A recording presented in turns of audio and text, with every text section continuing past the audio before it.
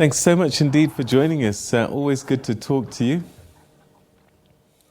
Great to be with you tonight, Peter. All right. So I'm reading articles that say Zambia wins approval. Isn't loans what got you into trouble during the last administration? Absolutely. Nobody really ought to be celebrating loans and getting into deeper debt. But I guess the challenge we have is that as a nation, we need some short-term support, and the IMF are the ones that are providing it, basically to be able to give us some short-term capital. That's $1.3 billion over 3 years. That's about $400 million a year to be able to address some of our priority areas that this country needs to focus on for international credibility. Having said that, our debt is about $17 billion of foreign debt and about 200 billion kwacha of domestic debt, which is roughly about $10 billion. And collectively, that's a whole lot of money that we need to be able to clear this debt. Clearly, the $1.3 billion from the IMF is just a drop in the ocean. But I guess what comes with the IMF is credibility. As you will appreciate, the IMF represents mainly the G7 countries. And when Zambia enters into this agreement or partnership to restructure the economy, to manage debt, and in some way to give guidance on management of the economy with a view of being able to pay off debt and also grow the economy, the international community would pay a lot more attention to Zambia's needs, given that the IMF become some kind of advisor to the Zambian government. And I guess that's where really the focus of the IMF relationship lies.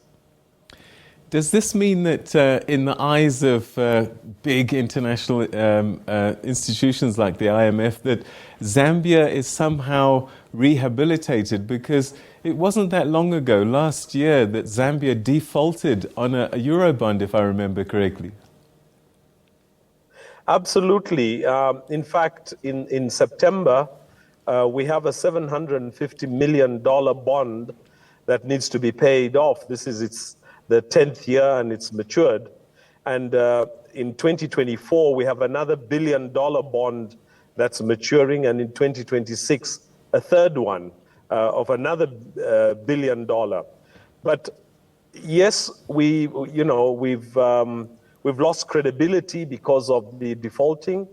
We've been downgraded as a country from a low middle income nation to a low income nation.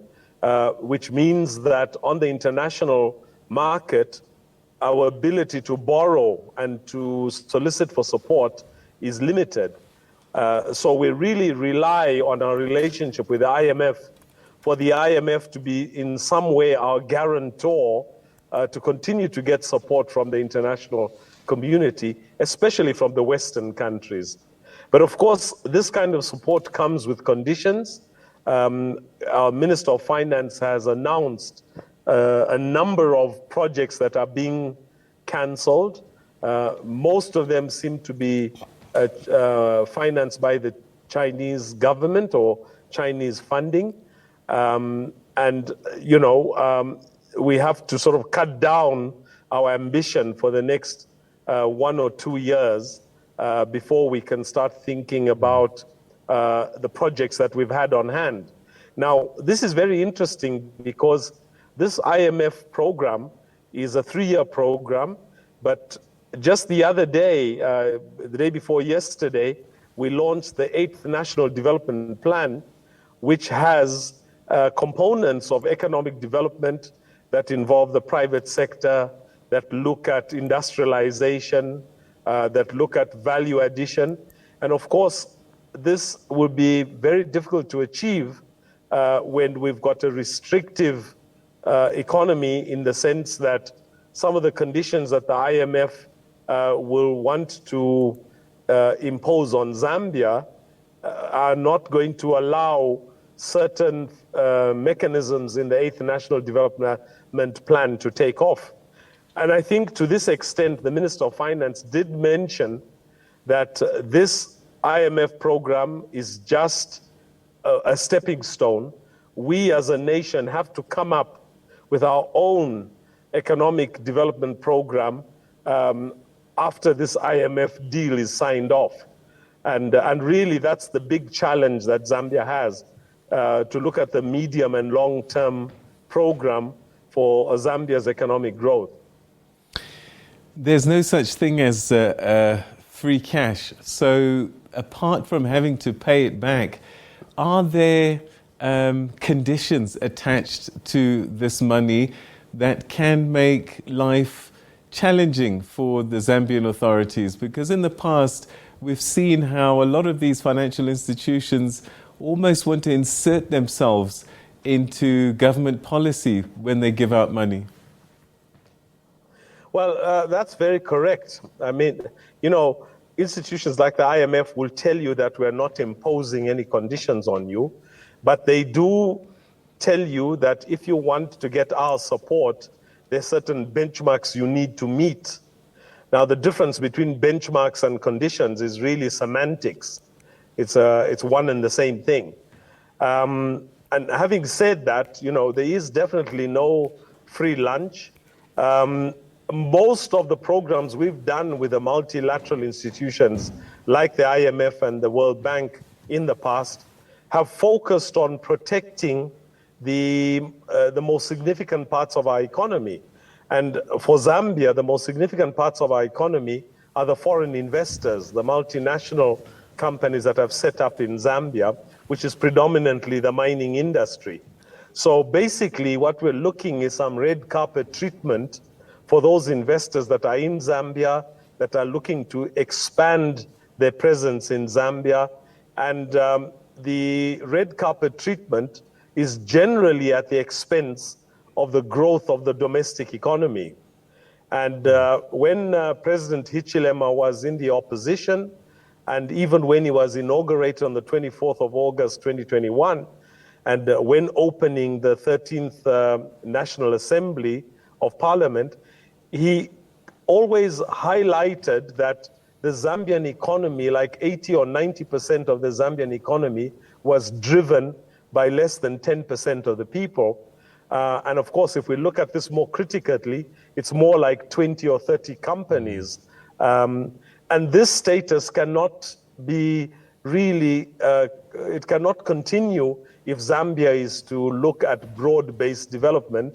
We have to have a mechanism which begins to promote domestic growth, turn our SMEs into large companies, and for them to take up more space in tax payments, so that we're able to finance our national budget from domestic resources and not having to borrow. So right now we are in a tight situation because we kind of survive on support from outside, and this really undermines the ability for us to implement our own development agendas. So going forwards, I'm pretty sure that between now and the end of the year, the government is going to have to come up with a plan for development that's outside the IMF agenda. And the million-dollar question, people will say, yes, it's easy to blame the previous administration for maladministration or poor administration. Are we confident that this administration will behave more responsibly with the fiscus?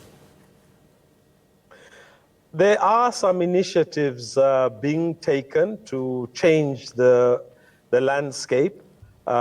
We are in the process of revising our national anti-corruption policy to try and get the various law enforcement agencies to be autonomous and independent and take cases to court independently of the Director of Public Prosecutions. I think this brings a lot more checks and balances in the way we're dealing with corruption. We have a couple of bills before Parliament. One is the Freedom of Information Bill that is in the House. And if this is passed, it does mean that the public, and more importantly, the media, the fourth estate of governance, having access to information that will be able to change the public discourse on what is going on in the country. The third piece of legislation is the legislation on the acquisition of debt. That the situation which is there now is that government can sign up for debt without really getting an approval from Parliament.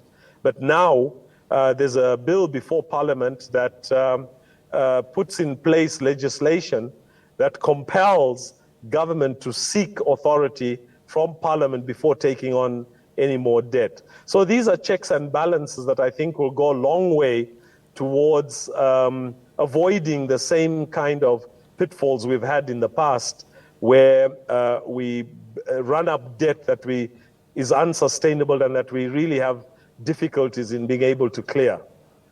All right. Yusuf, always great talking to you, my brother. Thank you so much indeed. Zikomo Kwambiri. Thank you so much, Peter. And like we say in Zambia, mugone bwino. Sleep well. Thank you. All right, that's one of our regular commentators, Yusuf Dodia, who's an economist in Zambia, saying that yes, Zambia has received approval for a $1.3 billion loan from the IMF, but it certainly must be used responsibly, because in the past they borrowed money, and of course it was unsustainable.